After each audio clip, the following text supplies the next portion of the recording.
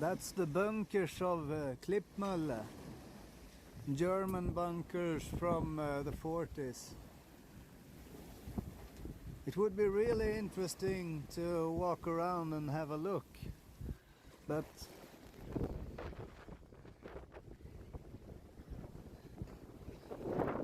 my little boat is not suited to go on shore today. It's working, it's okay, but you get really wet. And I just don't feel like it. No.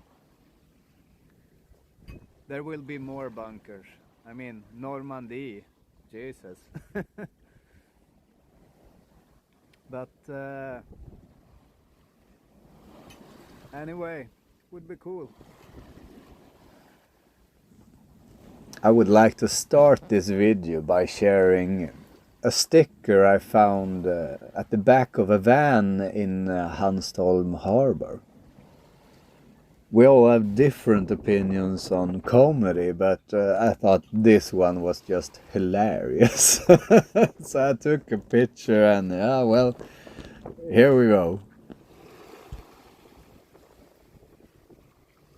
Yeah, I don't know about you, but that really tickles my funny bone. It was just a good sticker. Well, anyhow, I'm heading for Tiborano. It's kind of a fjord or a river through Denmark. They have a maritime war museum. I will show you.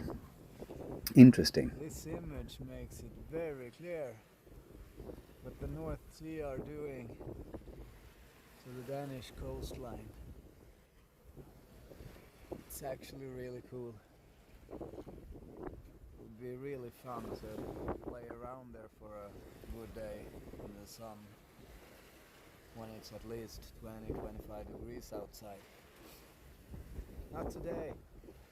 We must give it a month or two. I need to tack now. Getting too close to land.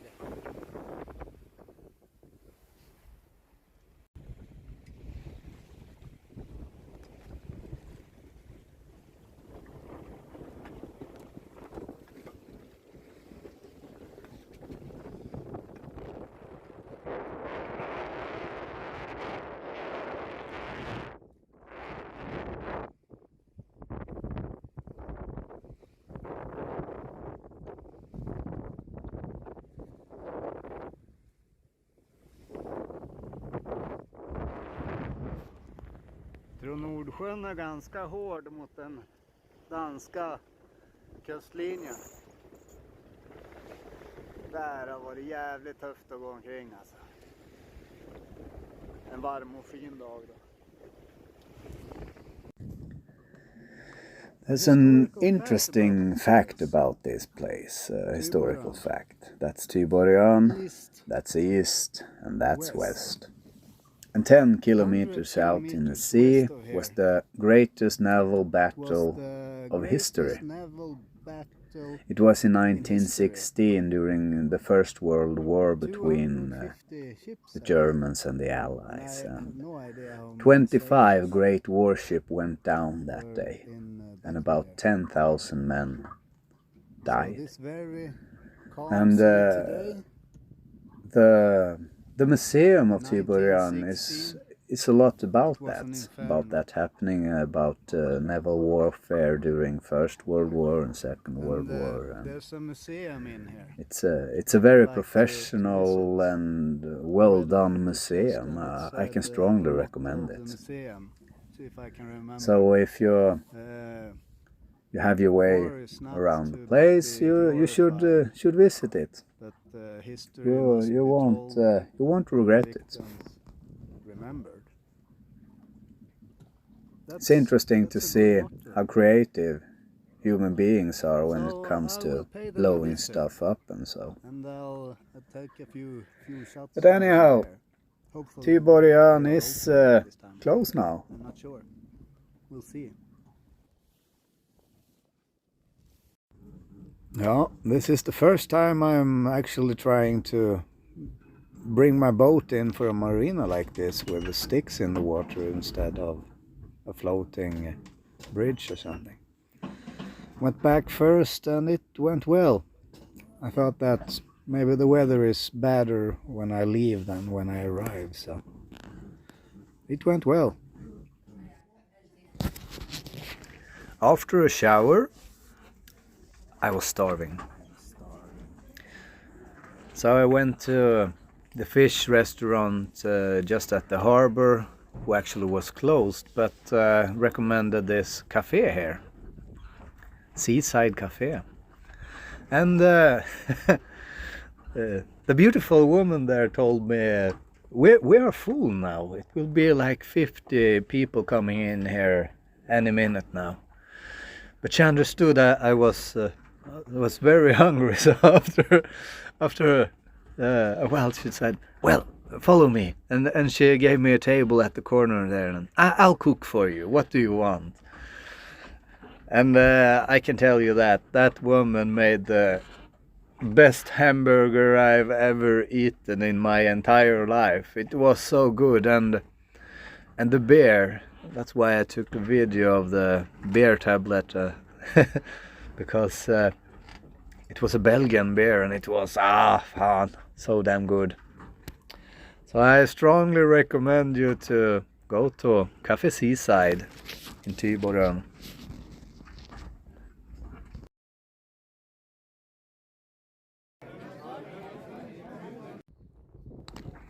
And this was a very creative restaurant. I think this is so cool, so creative, such a good idea. Why doesn't more people think about stuff like this? It's brilliant. Didn't try the food, but I'm very impressed. I'm on my way to the museum now. Took a little sightseeing on the way. There's actually two museums here. There's one maritime war museum and one like a aquarium museum. This one was cool.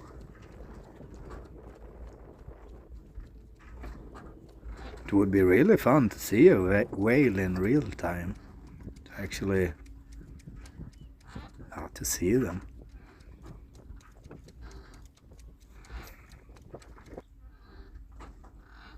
En familjeaffär. So much interesting things. You learn a lot by visiting this museum, actually. They had like tons of information, and you see it's a very professional museum. It's like very beautiful, organized, anything you want from a museum like that. So much information. It was, if you're interested in this kind of stuff, it's like you can spend a lot of time here.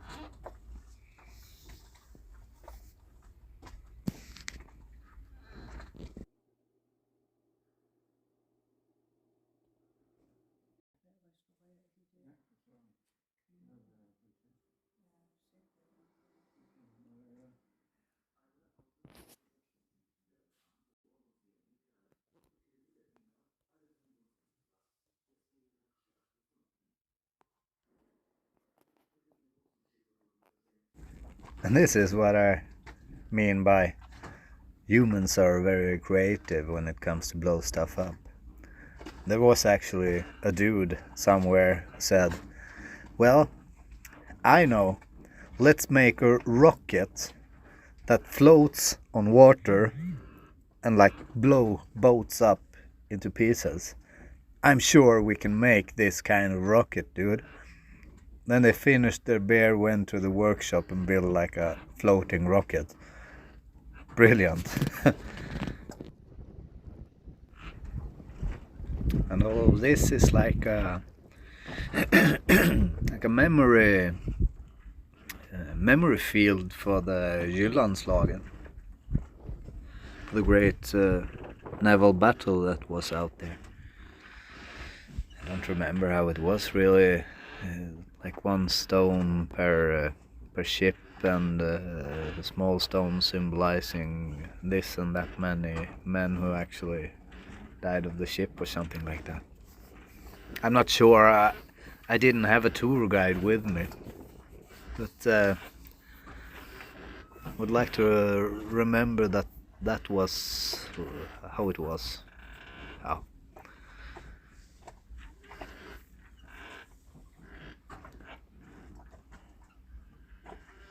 It's a cool place.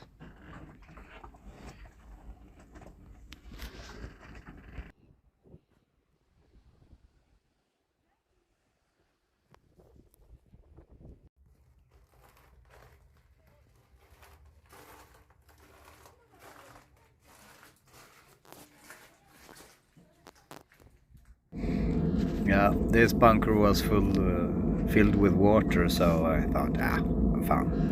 I stop right here. Let's move on. Oh. And at Tyboran, there's a store for not a store, a boat builder shop. They are boat builders, not far from the cafe, maybe 100 meters. And I went in there and asked them, could I buy some electrodes, some welding electrodes?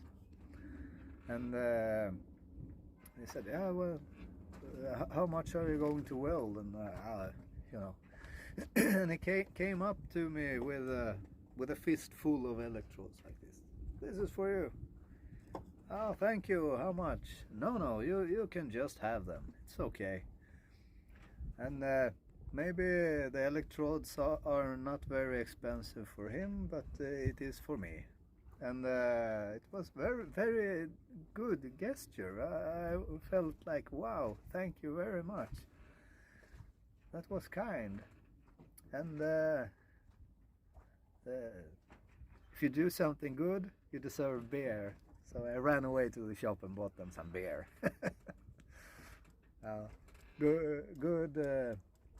Good deeds deserves good beer. So that's more or less what happened at Tyboran. And I went into the boat shop there before them. He repairs and sells stuff for boats. It was actually fun to talk to him because he took his hunting license in Sweden actually. And, we started talking hunting and so on, and it was interesting conversation and fun to talk to him.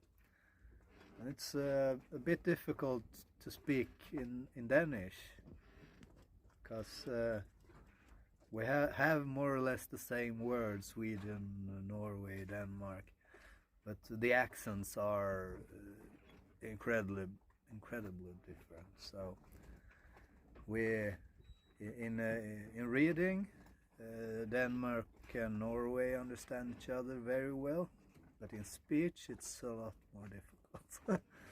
And Sweden have more easier way to talk to the Norwegians, but we don't have problems reading the languages. It's like that. But anyhow, it's fun to talk to the Danes because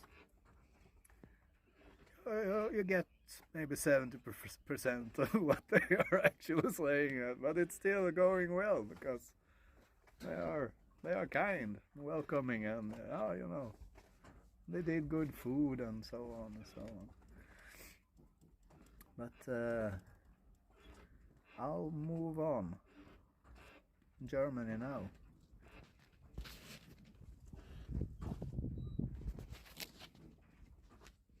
This is Helgoland actually. But I'll make a video of that too, a little later. Ciao.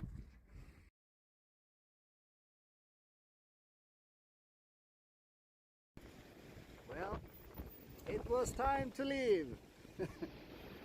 At it again.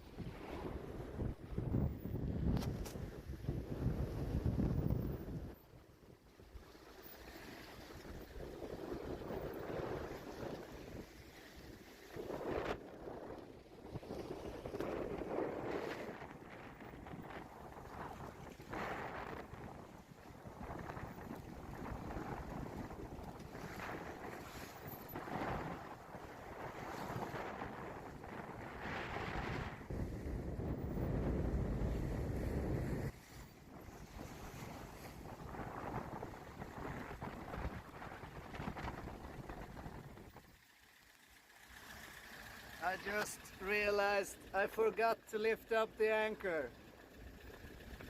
So I have to crawl down there and yeah, well, shit happens. Whoa.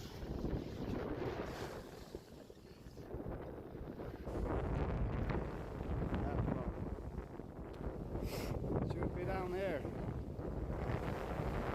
Like over and down.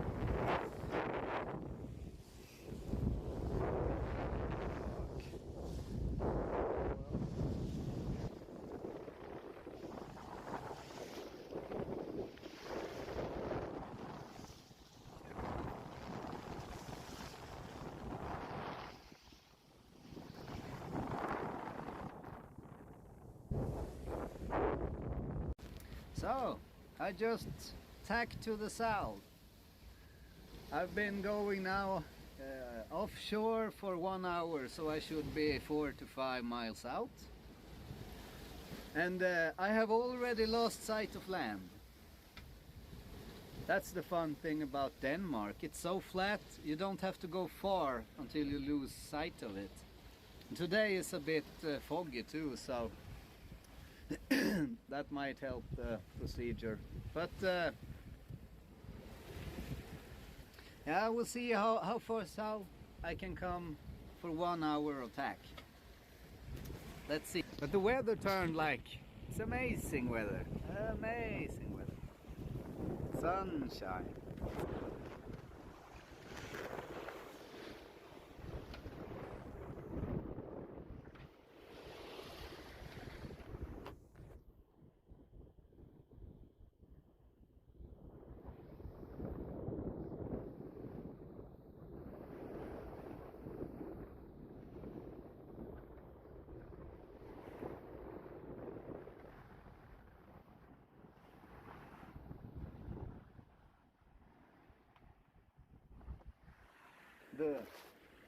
The wind went down to 7 to 9.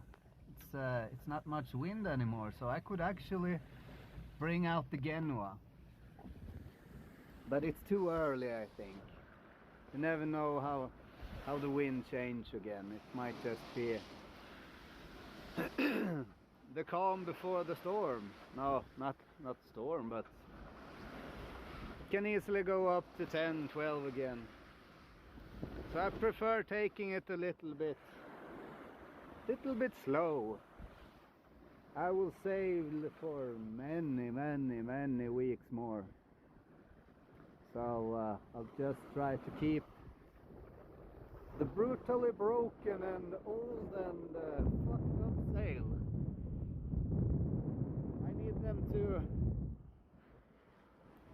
I need them to take me to cool places for at least 1 more year. I really don't think they will hold that long. They might hold a month, I don't know. At least the fuck, it's like really broken. The Genoa is repaired several times. The mainsail is doing well, but we'll see. Everything breaks with time. So I must get sails. I must change them during the trip, because they won't last. The sails are expensive. It's like, Jesus Christ. But anyway, enjoying the view. And sometimes you see my finger go like this. It's because I'm trying to cover the microphone a bit with my finger, so the wind doesn't you can hear too much wind noise, because I'm always filming with my cell phone. It's the only video I got right now, video camera. I have a you know, cheap Chinese GoPro camera, but Jesus, it's difficult to. It's easy to film with, but trying to put the film into the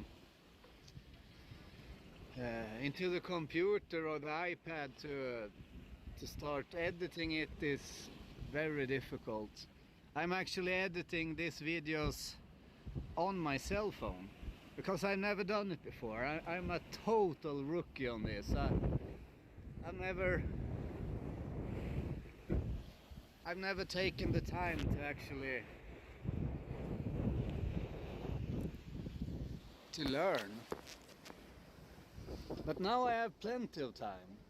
so I will keep editing and see how it goes, and then with time I'll invest in some better equipment, but for now this will do.